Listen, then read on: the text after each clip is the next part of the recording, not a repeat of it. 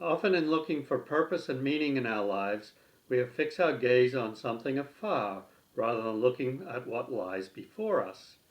Graham's search takes him back to where his grand and illustrious journey first started. We have begun our journey back to the promised land. You can sense we are approaching the land of the Yeti. You can tell by the, the lack of, although you're still seeing greenery, there's a significant lack of wildlife. We believe that this is because we are getting close to the Yeti. And we also believe that the Yeti's guarding the Grail. The Grail, the Holy Grail. We believe we know where it is now, and we're going down this road. Well, we did have to turn off the main road and travel many miles, right? Many miles. Many miles into the wilderness. You can see that we are deeply in the wilderness now. This is an unpaved road. I know this is foreign for a lot of people, but this road has no seal on it. There is some trepidation. Yeah, so I can detect the trepidation. I'm actually getting quite terrified, scared, But it is worth it to find spiritual. We feel we've come this far, in the search of spiritual fulfillment. The emptiness of not spending my life on the promised land is, deeply disturbing. Deeply disturbing. Well, let's give it a few minutes and we'll see when we get closer to the land of the Yeti. Well, you can tell by the landscape that don't be deceived by the green color. You can see that there's absolutely no wildlife at all. That should be another clue, right? It should be a clue. It should be a clue. It should be a clue because the Yeti has a ferocious appetite, and it's been known, in myth at least, that the Yeti has been able to clear acres in a single setting of all wildlife. In a moment we will turn onto Carter Road, and Graham has been rendered speechless for the time being as he tries to recover himself and gather strength in order to encounter the promised land and the land of the Yeti. Here we are. Carter Road. We've made it so far, so good. Although I think that the chances of impending doom increase dramatically as we're approaching the Yeti's lair. So what do you think about this, Mum? Mom? I think it's a wonderful place. A wonderful place. It's So a lovely atmosphere living out here. ignorance is bliss. I like it. Not knowing. I was growing a garden when I was up here. Oh my God. You were growing a garden, Mom? Yeah, I got Jay to dig it up for me. And, Jay dug up your garden? Don't you know what's in the garden, Mum?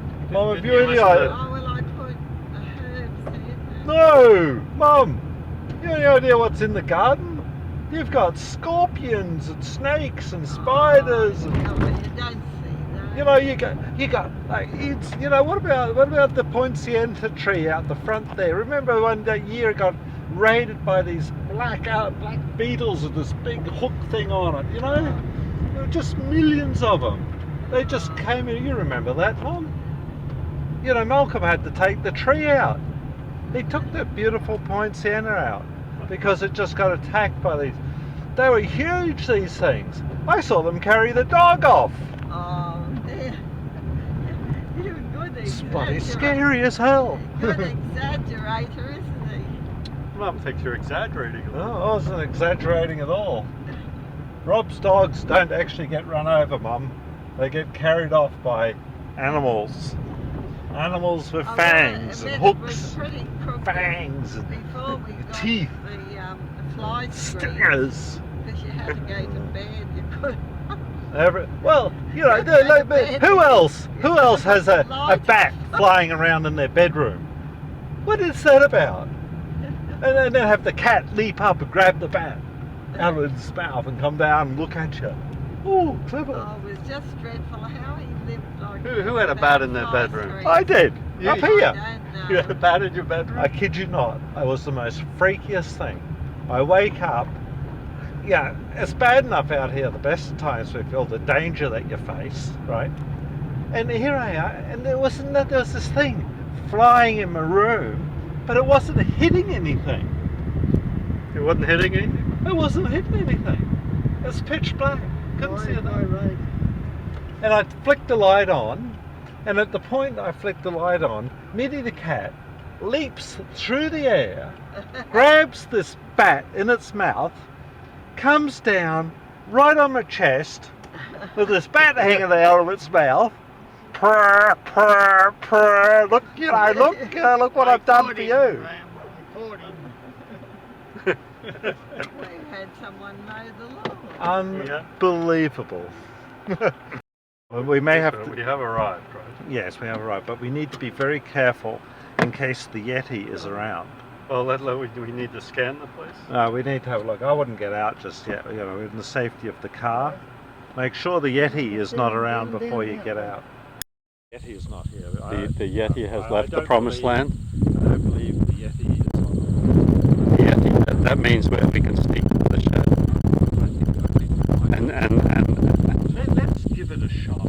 Let's give it a shot. Shall we go in the back way? Got your Yeti detector. I think so. We I need think our so. Yeti. They kept the Yeti in here? They kept the Yeti in here, you know, with all in the water with all the tubes and all that. And this is what they use for their injections and all that type of stuff. The Yeti, you see the big It's a little rusted out. The You see Yeti. the big tear over there? That's when the Yeti woke up. The big shreds. But now we enter the land of the Yeti. The land of the Yeti. Hey Rob. Graham thinks that the Holy Grail might be in here somewhere. And that the Yeti is guarding it. Is there any truth to that? Do you think there's truth to that, Rob? Well, that the Yeti is the guardian of the Holy Grail? So, well, we No, the know Yeti, the Yeti. not the- No, the Yeti. Well, we know that he was a legend. Graham believes, Rob, that the Yeti is guarding the Holy Grail. Well, and that yeah, if, and if, that Graham, is, if, well, if we- he can find it, Now, Graham listen, believes he will we be did a lot of spiritually analysis fulfilled. today and a lot of supercomputers, and we realise now that this is why it's called the Promised Land. That the And Holy that Grail the Yeti exists here. is guarding the Holy Grail. And that is why the Yeti still lives. Because how can a man still live with no liver? How is it possible that the Yeti is even alive? He must be drinking of the Holy Grail. No, There's no Graham other thinks that the Holy explanation. Grail is here. There's no other explanation. How does a man live without a liver? Oh. Can someone please, if someone's got a better explanation, please help me out. Very tough. Yeah, but Mum, how does a man live without a liver? He's got a liver. Of course He's got a liver.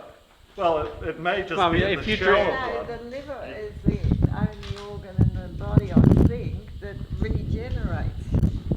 That's what the Holy Grail does, it regenerates the liver. But, you know, you'd have to go... Mum, what do you think about the theory of the Holy Grail and that the Yeti guards it? And that is how the Promised Land truly got its name.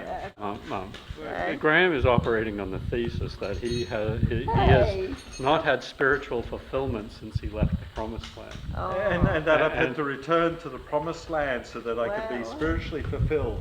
Yeah. And in order to do that, I need to find the Holy Grail. I told Donnie you were coming out to serve and would he like to hang around? Until Graham got And here. the Yeti escaped. The Yeti He's fled? got to go home early. Oh no, you know what that means? He's taken the Grail with him.